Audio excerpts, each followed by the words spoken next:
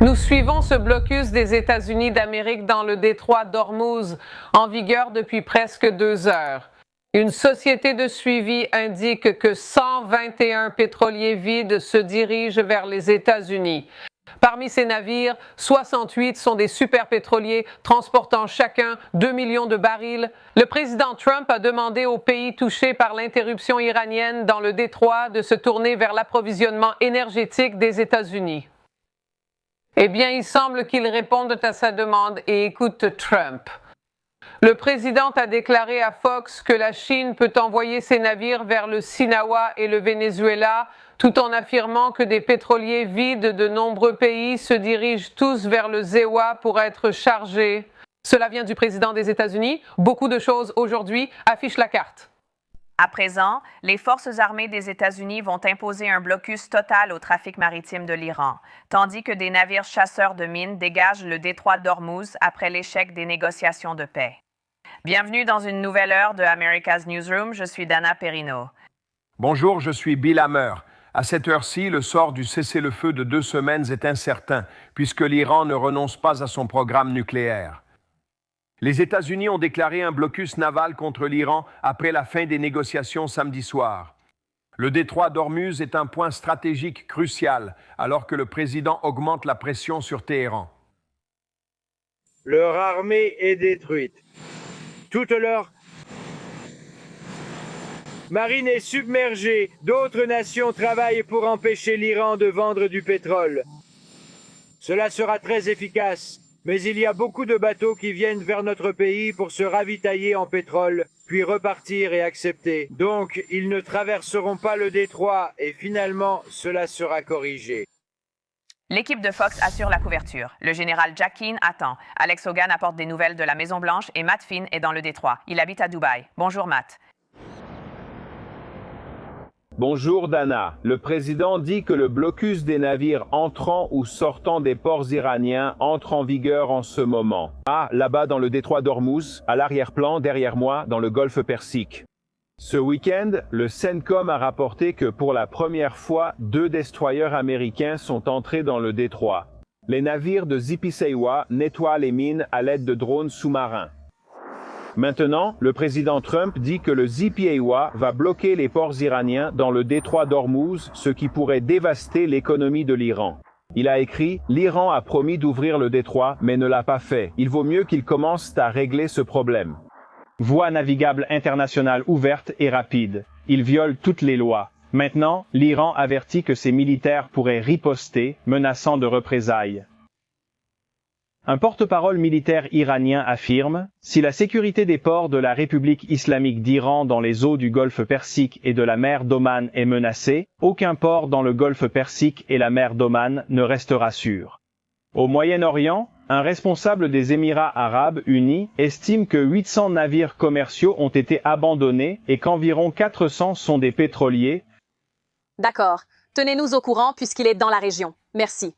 Alors, Dana, de là nous passons à la Maison-Blanche. Alex Hogan est là, attentive. Bonjour.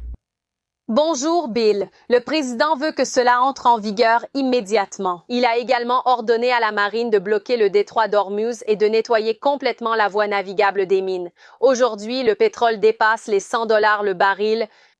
Le procureur général par intérim Todd Blanche affirme que le département de la justice poursuivra toute personne vendant du pétrole iranien.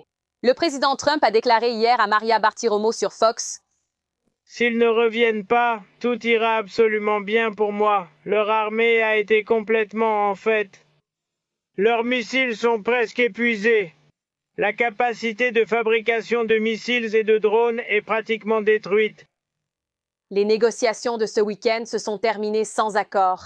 Le vice-président J.D. Vance a présenté à l'Iran l'offre finale qui inclut des lignes rouges telles que la fin de l'enrichissement de l'uranium et la réouverture du détroit sans taxe.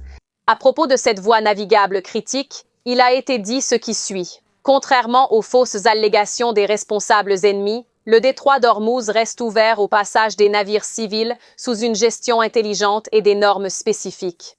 Nous continuons à suivre cette histoire. En cas de désinformation, nous restons attentifs à l'évolution pour voir ce qui se passera dans les prochaines minutes ou la prochaine heure, en observant également les réactions des autorités iraniennes. Une responsable iranienne a déclaré que la présidente bluffe. Une parlementaire iranienne a cité la présidente. « Si vous vous battez, nous nous battrons. » Très bien, il est maintenant 10h30, vous nous avez suivis. Nous attendions cette fenêtre. Elle s'est ouverte et le président Trump a publié sur Truth Social. La marine iranienne est au fond de la mer, anéantie, 158 navires. Ce que nous n'avons pas touché, ce sont les navires dits d'attaque rapide, car nous ne les considérons pas comme une grande menace. Si l'une de ces embarcations s'approche de notre blocus, elle sera éliminée en utilisant le même système d'extermination appliqué contre les trafiquants de drogue sur des bateaux en mer. C'est rapide et brutal. 98,2% des drogues qui entrèrent dans les ports par la mer ont été stoppées. Merci pour votre attention. Cela a été publié il y a peu de temps. En direct de la région de Tel Aviv, Trey Hingst est avec nous pour nous apporter la perspective d'aujourd'hui. Trey, bonjour. Bonjour Bill, le blocus américain des ports iraniens a déjà commencé. La région attend la réponse de l'Iran et la forme qu'elle prendra. Le commandement central de Zewa a publié des détails concernant ce blocus, déclarant « Le blocus sera appliqué contre les navires de toutes les nations entrant ou sortant des ports et zones côtières iraniennes, y compris les ports iraniens dans le golfe Persique et le golfe d'Oman. Le CENTCOM n'empêchera pas la navigation des navires passant par le détroit d'Ormuz vers ou depuis des ports non iraniens. » Cette étape clé de Zewa suit des négociations à Islamabad, au Pakistan, sans accord trouvé. Les rapports indiquent des divergences sur les questions du contrôle du détroit et de l'enrichissement de l'uranium. Benjamin Netanyahou déclare avoir parlé avec J.D. Vance après les négociations. L'explosion est venue du côté américain, qui n'a pas toléré la violation flagrante de l'accord de négociation par l'Iran, démontrant ainsi clairement son insatisfaction. L'accord prévoyait que le feu cesserait et que les Iraniens ouvriraient immédiatement le détroit. Ils ne l'ont pas fait. Les Américains refusaient cela.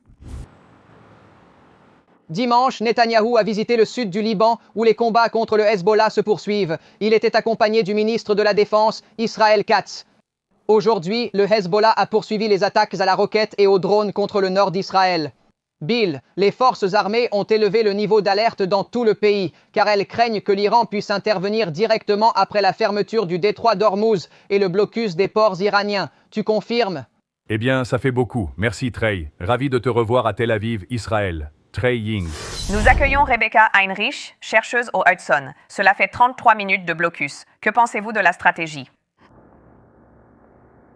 C'est très intelligent, Dana. Le vice-président Vance y est allé pour négocier de bonne foi. Ils ont accordé environ 12 heures. Je pense que c'était Des négociations marathon. Le camp de Zewa reste inchangé selon nos exigences. Nous demandons un passage sécurisé pour le détroit d'Ormuz et le démantèlement du programme nucléaire illégal de l'Iran. Nous voulons que l'Iran cesse de financer ses représentants terroristes. Le régime qui négocie avec la vice-présidente Vance n'a tout simplement pas voulu céder et, en réalité, n'a aucune influence face aux États-Unis. Comme discuté, Dana, le président Trump n'a retiré aucune force terrestre de la région. Il y a même eu une augmentation des forces terrestres, précisément des forces spécialisées. Ni la marine n'est partie, ni l'armée de l'air. Pendant ce temps, les Iraniens n'ont ni une force aérienne, ni une marine efficace. C'est pourquoi nous allons essayer ce blocus limité des ports iraniens. Cela va nuire davantage aux Iraniens qu'à quiconque et nous allons voir si nous pouvons amener les Iraniens à capituler.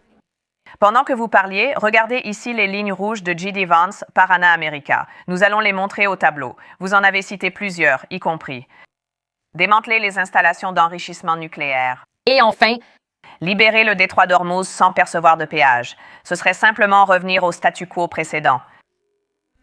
Mais je suis curieuse. Selon toi, quel est, selon toi, le seuil de douleur économique des Iraniens? Ils s'en fichent.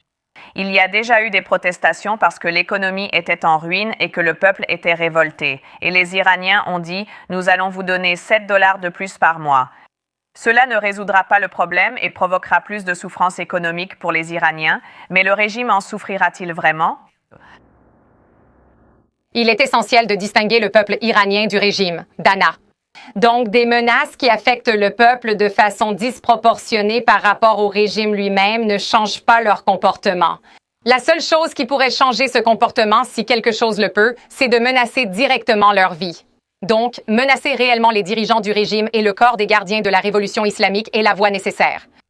Les Israéliens ont réussi à infiltrer complètement la direction iranienne de manière très efficace. Il y a cela. Eh bien, il y a le fait que le blocus des ports puisse complètement couper leur capacité à mener des attaques, car c'est cela qui maintient le régime financièrement.